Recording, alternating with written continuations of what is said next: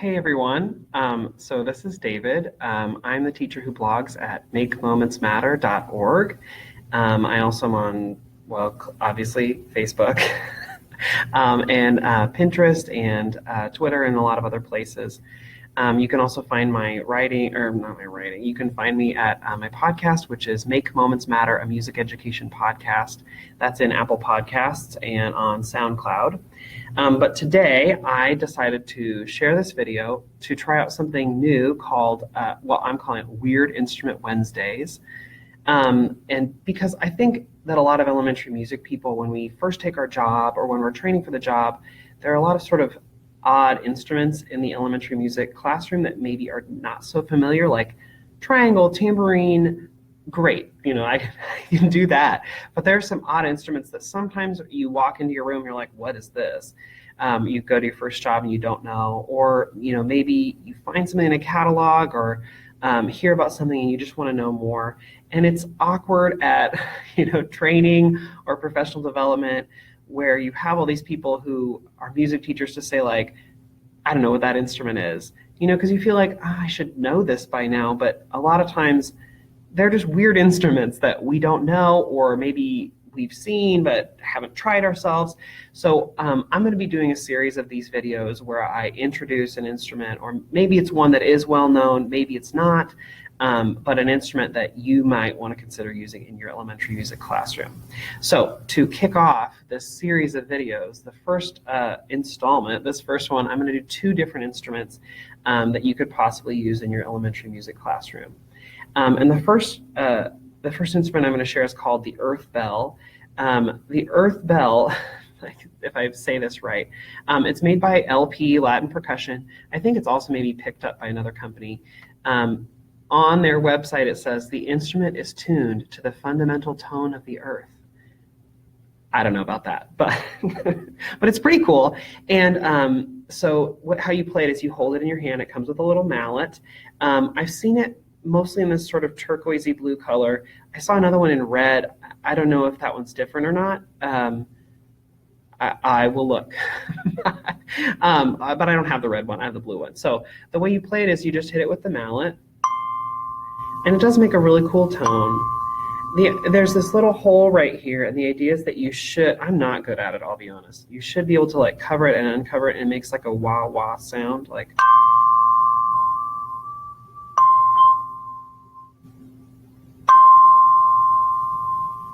It's subtle, and it's sort of cool, and it's really cool for like sound stories, or if kids are really listening, or if you have, like you're doing a close your eyes and we're going to imagine whatever, and you pull out this instrument they've never maybe heard before, but it makes some really cool sounds. When I first got it, I don't know what I was doing. I just, wailed on it, and when you do that, it does the sound of a major second.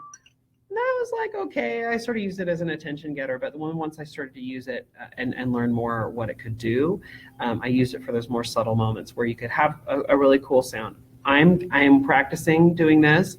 It is not super easy to hold it and do that at the same time. So if you are a pro at it, good for you. And please upload your own video showing me how to play this right. But I've looked online, and that's what they say is to hold it and then cover and uncover, and it does make a cool sound. But again, when you cover it, when you do that, it stops the bell from ringing, so it's tricky. But it's a cool instrument to have. And this is called an earth bell, and I'll put a link in the comments after the video is done of where you can find it. You can find it on Amazon. It's available. I found it originally for like $36. Don't buy that one, because then I found another one for $9 on Amazon. So I will put the link in there. I tried finding it on the West Music website, and the West Music website just basically gave me like a face. It was like, I can't find that. So maybe they have it and I just need to search harder, but it's called a Wow Earth Bell, and it's really cool. Okay, so the next instrument I want to show is this little one. I have blogged about this before. It's called I'm sure I'm saying this wrong, Firikyiwa, I think is how you say it. It's Firikyiwa, I think is how you spell that. Again, I'll put a link in the comments. But it's sort of like an African castanet is what I've heard it called before. You hook one part over your finger like this, the other part, the striker, goes onto your thumb like this, and then you just click. And it's great because you can click rhythm patterns that kids can repeat back, or you can click, something you want them to do. The thing I love doing with it is I love keeping the beat or keeping the rhythm as I'm moving around the class. It's great because I can keep the whole thing in just one hand, and my other hand's free to, do whatever. If we're doing something with mallets, or where some kids are doing a folk dance and other kids are playing instruments, I tend to always have a couple kids that just can't keep the bourdoon or need a little bit of help, and I don't want to always have to be over there in their face. So if I walk around the room, this is cool because it's a clear sound that's easy for them to hear. It's not all that abrasive, and it cuts through. So even if people are singing, the kids can hear this, and it helps get them back on the beat or stay on the beat. And again, it's in one hand, so I can move around and do other things or help with mallets or move a kid around or do whatever, and I've still got this easy to go. It does come in different sizes. So a couple years ago, I had one, and a kid walked off with the ring, of course. So I had to get a new one. So I have two, actually, and you can tell that they're different sizes, so they're going to sound different. Let me play them both. So the different sizes. Now, I didn't get to pick a size when I ordered it. The original one I got was this one. I like it. It's big, but it fits in my hand very well, and it's easy to play. The other one that I got, the second one, was just smaller. They do not seem like they're coming out of a press or a factory. So they're maybe just all different sizes. But I first found this one at the West Music booth at a state music convention I went to. So I'm sure that you could go to a state convention and find something like it. And there, if you did that, you could pick out your size. If you called West, I'm sure you could say, can I have a smaller one or whatever? Or I'll also put the link to Amazon. It's there as well. And if you don't get the one you want, I guess, the one on Amazon is Amazon Prime, so you could send it back and be like, order it again later or whatever. I know that I took it when I presented last fall at North Carolina Music Educators. I took this to use it and to show people about it. And I had some people who, they put it on their finger and it slid down. I'm using my pinky because it fits on my thumb the right way, but they're like, oh, it slides all the way down.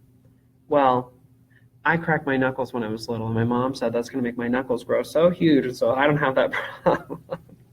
I don't know if that's true. It's probably an old wives' tale. Anyway, so it fits just fine for me. But I also remember my mom saying back in high school when she would wear her boyfriend's class ring that they had to put a spacer or an adjuster on it to make it fit on her finger. So my thought is, if this doesn't fit, get one of those adjuster things. I feel like I've seen that in just normal catalogs and online and in jewelry stores and stuff. Or I know that there's a way you could maybe get a rubber band to tie around in there and to fit that on. But either way, I mean, I think you can find a way to make it fit. And it's such a cool instrument. Again, I think the best part about it is it's not really hands-free. I mean, you're using your hands, but because it fits in one hand, you can have your other one to be free. You can move around, you're not tied down, and you have it with you. And again, it's easy for kids to hear, but not super loud and abrasive, so they don't mind the sound. They don't do this. I have kids who do that with any other sound. And so it's a nice sound, but it's not too loud or too crazy. So those are my two instruments that I think that you should try if you have a chance. Even if you go by a music vendor at a state convention, look for these things and see if you can try them. This one, again, I'll put the link. You can buy the $10 version. I think the $10 version is red. I don't know that it's any different than the blue one, but it's a cool instrument. And then also there's this one, the Firikyiwa, I'm sure I'm saying that wrong. And I'll put the link in the comments to my blog post and also a link to the instrument itself. If you have any other instruments that you are in your classroom, you're like, what is this? You can take a picture and send it to me here on Facebook, or put it in the comments and say do you have one of these? Would you make this your next Weird Instrument Wednesday? And I would be happy to try and share that if I have that instrument. I don't know. But I'm also going to do some more common instruments, like how to play it right, some things, ways to use it with kids in the coming weeks. So you can leave a comment there, or you can send me a direct message or whatever you want, and check these instruments out. They're really cool. Thanks so much, guys.